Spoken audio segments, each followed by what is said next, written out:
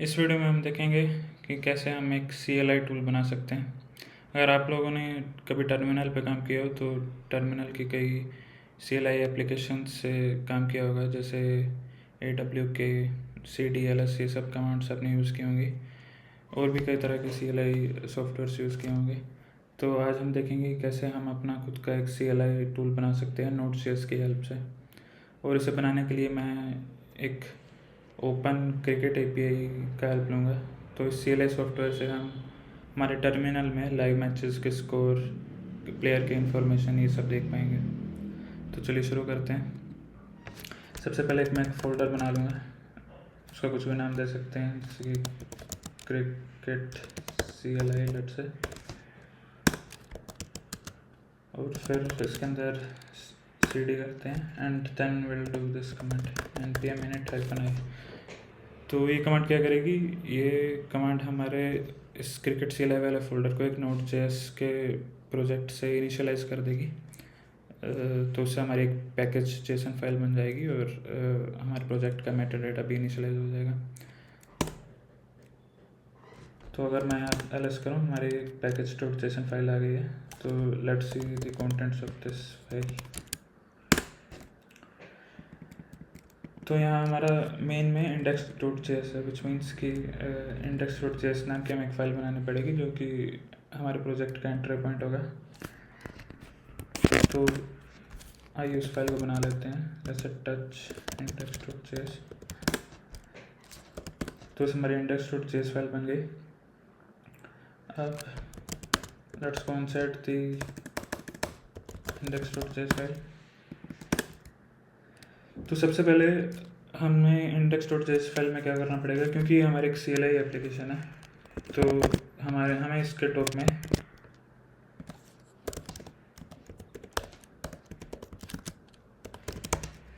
ये लाइन लिखनी पड़ेगी, विच मीन्स कि हमारा जो CLI का एनवायरनमेंट है वो नोड से इनिशियलाइज हो जाएगा। तो जो भी कमांड CLI में हम रन करेंगे that will be run with the help of node, और ना कि जो बेसिक CLI का एनवायरनमेंट होता है वो। तो उसको ओवरराइड कर देगा ये लाइन और हमारे CLI का एनवायरनमेंट नोड से इनिशियलाइज हो जाएगा। उसके बाद हम एक पैकेज इंस्टॉल करेंगे जिसका नाम है कमांडर। कमांडर हमें हेल्प करता है यूज़र के जो इनपुट्स हैं, जो CLI रन होते टाइम जो यूज़र फ्लैग्स इनपुट कर सकता है या फिर जो यूज़र डेटा इनपुट कर सकता है, हम उसे हमारे प्रोग्राम में कैच कर पाएंगे। तो मैं फिर से index.js फाइल में जाऊंगा और मैं इंपोर्ट करूंगा कमांडर पैकेज में से।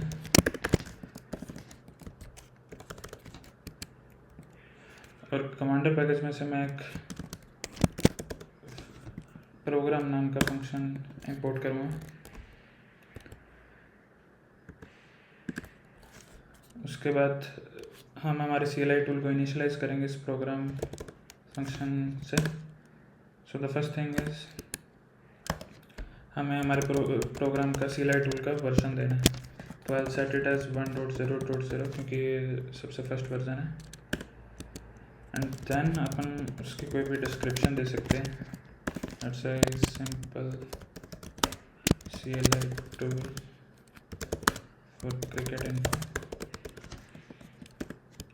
उसके बाद अब हमारे जब भी हम कोई CLI टूल यूज़ करेगा तो यूज़र डेटा लेने के लिए हम हमारे CLI टूल में कुछ फ्लैग्स होने चाहिए। जैसे कि आपने कोई CLI टूल उसमें देखा होगा कि -h जो कि हेल्प वाला मैनुअल डिस्प्ले करता है, या फिर अगर मान लीजिए जैसे कि डोकर फॉर एग्जांपल, तो डोकर अपन अगर PS लिखें तो that is a kind of a flag जो कि सब डोकर के कंटेनर्स लिस्ट कर देता है। So in every CLI tool there are flags. तो वैसे ही फ्लैग्स हम भी बना लेंगे। Let's say for example option, तो उसका जो फर्स्ट आर्गुमेंट होगा वो लेट्स से -g। तो ये फ्लैग का शॉर्ट हैंड होगा -g। और अगर हमें इसका लॉन्ग नेम भी देना है तो लेट्स से -greet। ये फॉर एग्जांपल मैं दे रहा हूँ। और इसकी डिस्क्रिप्शन क्या होगी, इट्स अ ग्रीटिंग। और उसके बाद हमें हमारा जो यूज़र का इनपुट है वो पार्स करना है। तो उसके लिए पार्स फंक्शन को हम प्रोसेस डॉट आर्ग्यूमेंट्स पास कर देंगे। प्रोसेस डॉट आर्ग्यूमेंट कंटेन्स जो भी यूज़र ने हमें इनपुट किया है, तो ये पार्स फंक्शन हमें उस इनपुट को पास करने के काम आएगा। Now let's have a variable, इसका नाम रखेंगे ऑप्शंस।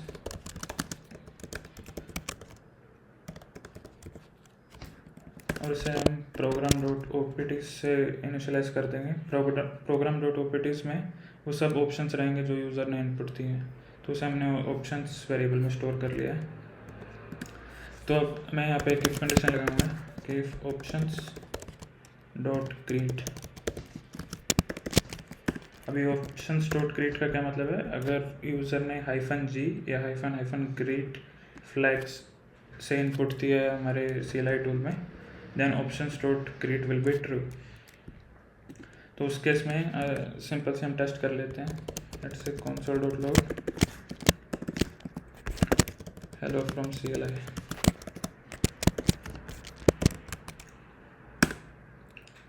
अब हमें हमारे CLI टूल को रन करने से पहले हमें एक पैकेज डॉट जेसन में चेंज करना पड़ेगा। तो मैं एक बिन नाम का इसमें प्रॉपर्टी बनाऊंगा।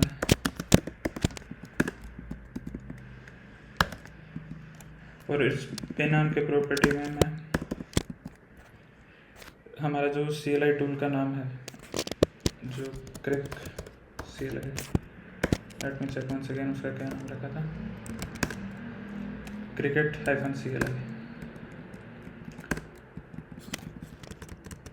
तो मैं cricket-CLI को हमारी index.js फाइल से इनिशियलाइज कर दूँगा।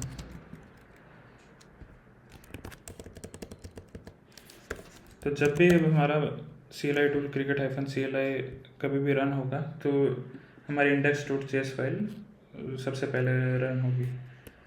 तो इसको मैं सेव कर देता हूँ। अब हम ये भी चाहते हैं कि हमें जब भी cricket-CLI का यूज़ करना है, ये ज़रूरी नहीं है कि हमें इस फोल्डर में होना पड़े। हम हमारे सिस्टम में हम किसी भी फोल्डर में हो सकते हैं, किसी भी पाथ में हो सकते हैं, तो ग्लोबली इसके इंस्टॉलेशन चाहिए। तो उसके लिए हम ये कमांड लिख देंगे npm link। तो npm link क्या करेगा, हमारा जो CLI टूल है उसको ग्लोबली वो लिंक कर देगा। तो ये एक्सेस डिनाइड दे रहा है क्योंकि हमें sudo का यूज़ करना पड़ेगा। इसका जब हम पासवर्ड डाल देंगे तो ये लिंक हो जाएगा। तो अब हम हमारे सिस्टम में किसी भी पाथ में हो तो हमारा CLI टूल रन कर सकते हैं। ये ज़रूरी नहीं है कि इसी फोल्डर में रह के हमें CLI टूल का यूज़ करना है। तो लेट मी रन cricket-CLI और हमने -g दिया था, तो if I do -g it will say hello from CLI। now if I go there once again, अब मैं इसमें एक और नया ऑप्शन क्रिएट करता हूँ। लेट्स से हमें करंट क्रिकेट के जितने भी मैचेस हैं उसकी लिस्ट चाहिए। तो मैं एक फ्लैग बना लेता हूँ -lm which means list of matches, कुछ भी नाम दे सकते हैं। और इसका लॉन्ग नेम देने के लिए -list-मैचेस। और इसकी डिस्क्रिप्शन रहेगी कि list all the current matches.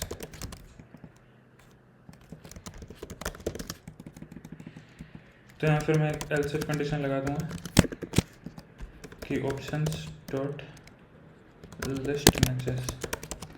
List matches variable कहाँ से आया इसमें, जो भी अपन ने लॉन्ग नेम दिया है उसका it converts it into camel case. तो लिस्ट वैसा ही रहेगा, जो सेकंड वर्ड है उसका फर्स्ट अल्फ़ाबेट कैपिटल कमांडर खुद ही कर देगा internally, and list matches will be true.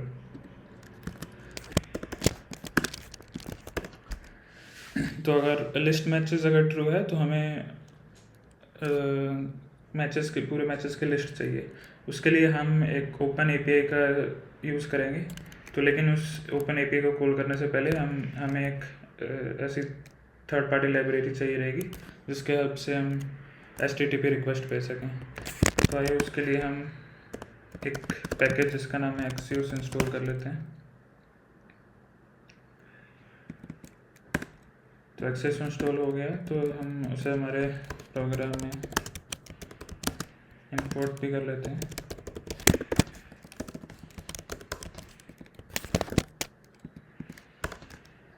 तो अब यहाँ हम, क्योंकि हमें गेट कॉल करनी है उस थर्ड पार्टी जो कि ओपन एपीआई है क्रिकेट के डेटा देने के लिए, तो हम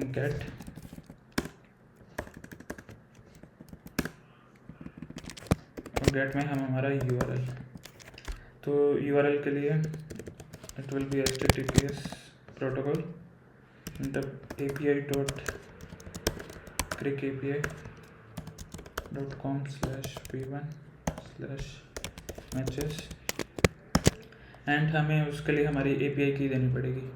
एपीआई की देने के लिए हम एक वेबसाइट है cricketdata.org, हम इस वेबसाइट में से हमारी साइन अप करके हमारी एपीआई की हम ले सकते हैं।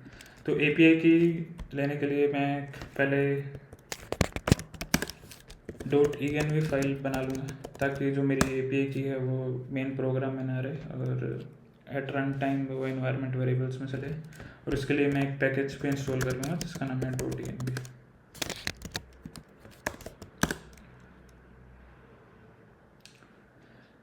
तो अब मैं इस .env को भी अपने प्रोग्राम में इंपोर्ट कर लूँगा।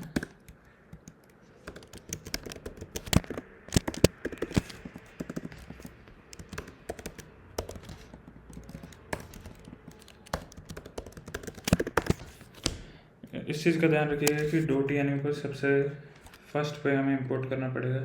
अगर हम किसी भी और सीक्वेंस में इसको इंपोर्ट करेंगे तो it will not have the same effect. उसके बाद मैं हमारी .env फाइल में हमारी जो मैंने एपीआई की साइन अप के टाइम पे बनाई थी वो मैं ले लूँगा। आप अगर अपनी एपीआई की लेना चाहते हैं तो cricketdata.org वेबसाइट पे जा सकते हैं, मैं उसका लिंक डिस्क्रिप्शन में डाल दूँगा।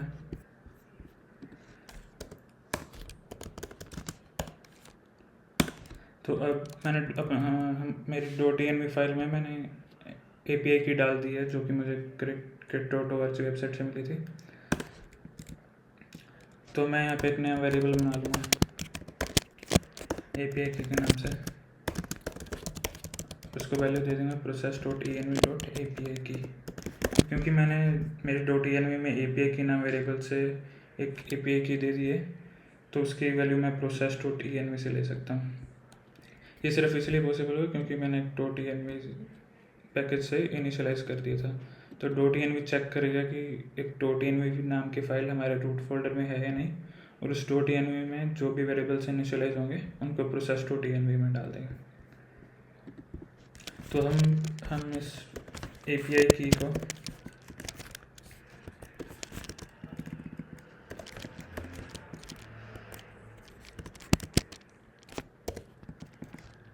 को हम वैल्यू दे सकते हैं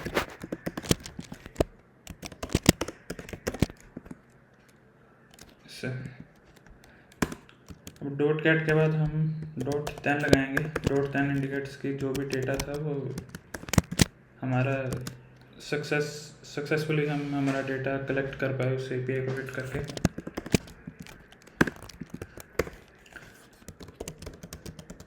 तो जब भी हम एक्सिस से हिट करते हैं तो उस डेटा फील्ड में डेटा आता है जो भी उस यूआरएल से हमें वापस मिल रहा है। और उस cricket.api और की आप वेबसाइट पे जाएंगे तो उन्होंने उनके डॉक्यूमेंटेशन में बता रखा है कि किस टाइप का रिस्पॉन्स डेटा होता है। तो आफ्टर चेकिंग उसमें भी एक डेटा नाम का वेरिएबल है, तो मैं उसको भी .data यहाँ पे कंसोल कर लूँगा and then we should see the data that we have received from the API. उसके बाद हम एक .catch फंक्शन भी लगा देंगे यहाँ पे, ताकि अगर किसी वजह से कोई एरर आता है तो वी कैन कैच इट। अभी के लिए मैं सिर्फ उसको कंसोल कर दूँगा, but you can have better error handling mechanisms. तो आइए इसे रन करके देखते हैं।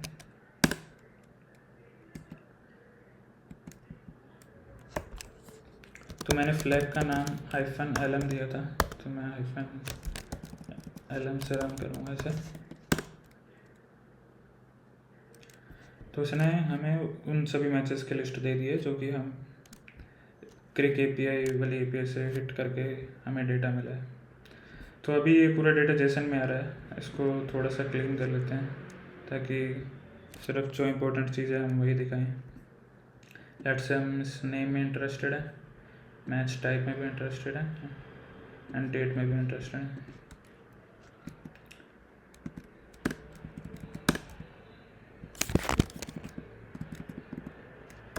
तो मैं एक वेरिएबल बना लेता हूँ डिस्प्ले डेटा, ताकि सिर्फ जो चीज़ें हमें डिस्प्ले करनी है हम वही इसमें डालें। और यहाँ मैं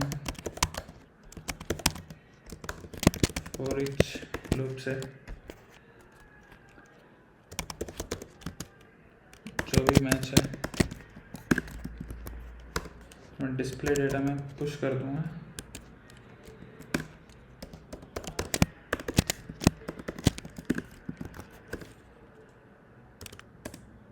मैच नेम जो भी रहेगा match dot name, match date जो भी रहेगा मैच डॉट डेट। एक बार ये दो चीज़ें हम प्रिंट करवा लेते हैं। तो मैं इस फॉर ईच लूप के बाद कंसोल डॉट टेबल कर लूँगा डिस्प्ले डेटा को। अब अगर मैं फिर से ये हिट करूँ तो I'll see the list of all the match names and the match date. Also let's do the match type.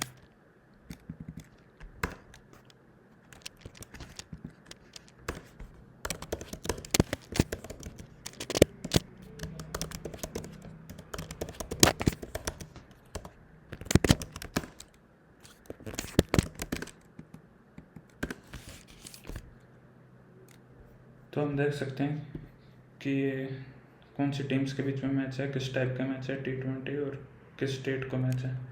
तो इस तरीके से हम और भी APIs का इस्तेमाल कर सकते हैं जो कि हमें cricketdata.org से मिल रही है। Let's do one more API जिससे हम प्लेयर का सर्च कर सकते हैं, प्लेयर की इंफॉर्मेशन। तो उसके लिए मैं एक और ऑप्शन बना लूँगा।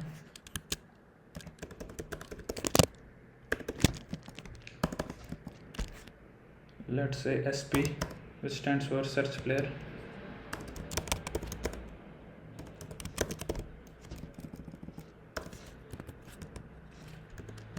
और इसके बाद क्योंकि हमें उस सर्च प्लेयर में प्लेयर का नाम भी चाहिए यूज़र से, तो मैं एंगुलर ब्रैकेट्स में उस वेरिएबल का नाम डाल दूंगा जो वेरिएबल होल्ड करेगा उस प्लेयर को, और उसका डिस्क्रिप्शन दे दूंगा कि finds the information for the player।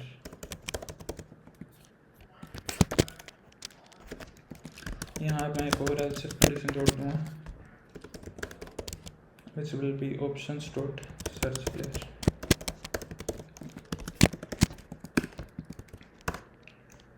फिर से मैं एक एक्सेस की गेट कॉल करूँगा।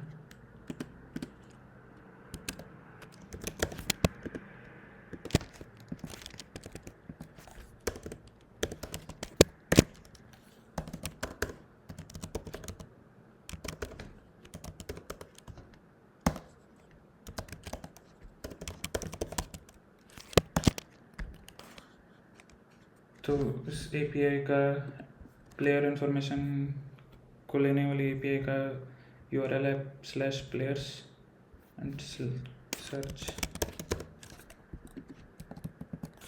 तो हमें एक सर्च फील्ड देनी होगी इसमें। सर्च में हमने यूज़र से इनपुट लिया है जिसका हमने प्लेयर नेम में वेरिएबल में स्टोर करवाया था, बट हम प्लेयर नेम डायरेक्टली एक्सेस नहीं कर सकते क्योंकि ऑप्शंस में है, तो हमें ऑप्शंस डॉट प्लेयर नेम करना पड़ेगा।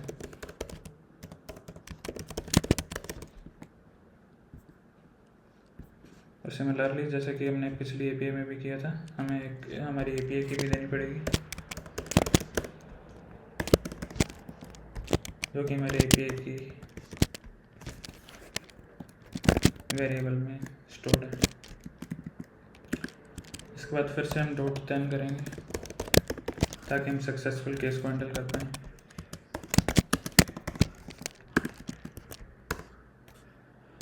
फिर से हमारा जो डेटा है डेटा, क्योंकि जो एक्सेस हमें डेटा देता है वो डेटा के अंदर डेटा फील्ड में देता है, और उस पूरे डेटा में क्रिकेट और API वाले भी हमें डेटा फील्ड में जो रेलिवेंट डेटा वो दे रहे हैं। तो मैं इसमें भी फॉर ईच करूँगा।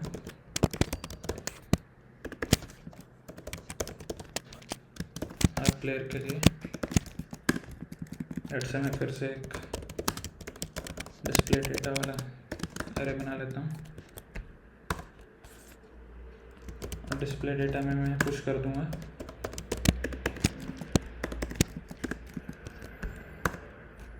लेट्स से हमें प्लेयर का नेम चाहिए और प्लेयर की कंट्री चाहिए।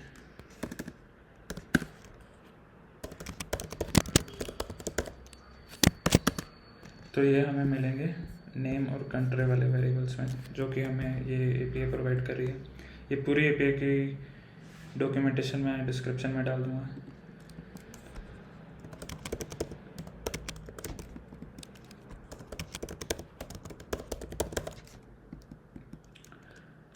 और फिर से मैं एक डॉट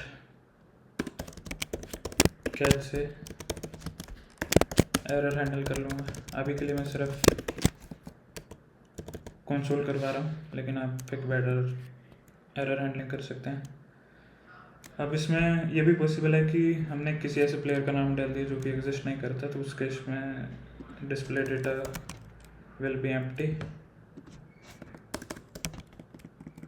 और अगर वो एम्प्टी है तो हमें वो केस हैंडल करना पड़ेगा कि उस प्लेयर के लिए कोई इन्फॉर्मेशन नहीं है। तो चेक कि डिस्प्ले डेटा का लेंथ है या नहीं। अगर उसका लेंथ है तो मैं उसे कंसोल डॉट टेबल में डिस्प्ले कर दूँगा। एल्स अगर वो खाली एरे है it means I just console log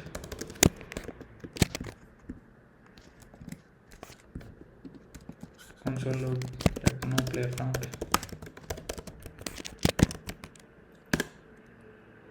अब अगर मैं फिर से हमारी CLI टूल को वेट करता हूँ, इस बार -SP जो कि सर्च प्लेयर वाले ऑप्शन को ट्रिगर करेगा, और मैं किसी भी प्लेयर का नाम दे देता हूँ, लेट्स से विराट कोहली। शायद हमने कुछ केस हैंडल नहीं किया, let's do one more time.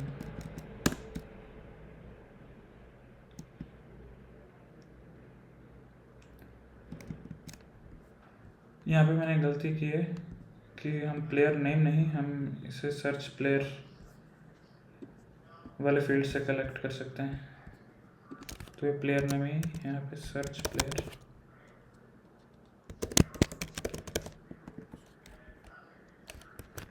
Let's run it again.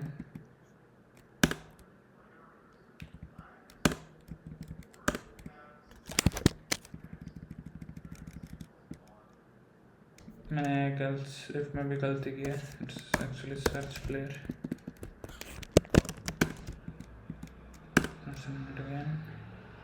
तो अब हमें हमारे API से डेटा मिल चुका है उस प्लेयर के बारे में, और जो हमने डेटा प्रिंट कराया था, जो player name and player country, वो सक्सेसफुली प्रिंट हो रहा है।